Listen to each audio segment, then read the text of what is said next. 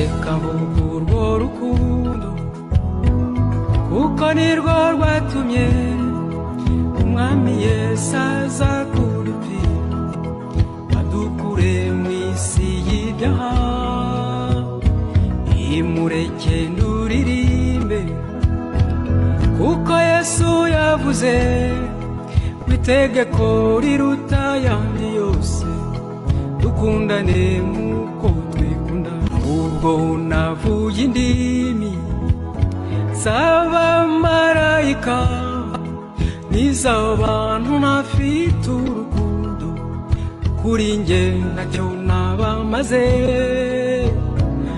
Aho nagira impano yo guhanura cyane, nkabasha no gukura imisozi, nta rukundo ntacyo naba.